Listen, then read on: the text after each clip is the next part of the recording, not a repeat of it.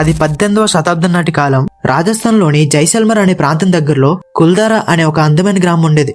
అయితే కొన్ని పురాణాల ప్రకారం ఆ కుల్దారా గ్రామాన్ని పాలెవాల్ అనే బ్రాహ్మణులు స్థాపించారంట. అయితే ఆ ప్రాంతం చుట్టుపక్కల ఎడారి మాత్రమే ఉంటుంది. అయినా వారు తెలివిగా కొన్ని బావులను తవ్వి నీటిని వాడుకునేవారు. అయితే ఆ నీటితోనే వ్యవసాయం కూడా చేసేవారు. అలా ఆ గ్రామం అనేది రోజు రోజుకి అభివృద్ధి చెందింది. అప్పట్లో అక్కడ సుమారు 1800 మంది మాత్రమే జీవించేవారు. అలా అక్కడ ఉండే ప్రజలందరూ ఒకరినొకరు సహాయం చేసుకుని జీవించేవారు. కానీ 19వ శతాబ్దం వచ్చేసరికి అక్కడ ఏం జరిగిందో తెలియదు, కానీ అక్కడుండే ప్రజలందరూ రాత్రికి రాత్రే ఆ ఊరిని వదిలిపెట్టి వెళ్లిపోయారు. సడన్ గా వాళ్ళందరూ ఎందుకు వెళ్లిపోయారు, అసలు ఏం జరిగింది అనే విషయాలు ఇప్పటి వరకు కూడా ఎవరికి అర్థం కాలేదు. అయితే కొంతమంది చెప్తుంది ఏంటంటే, అప్పట్లో దివాన్ సలీం సింగ్ అనే ఒక మంత్రి ఉండేవాడంట. ఆ మంత్రి యొక్క చూపు కుల్దారా అనే పెద్ద మనిషి యొక్క కూతురిపై పడింది. అతను బలవంతంగా ఆమెను పెళ్లి చేసుకోవాలని బెదిరించాడంట.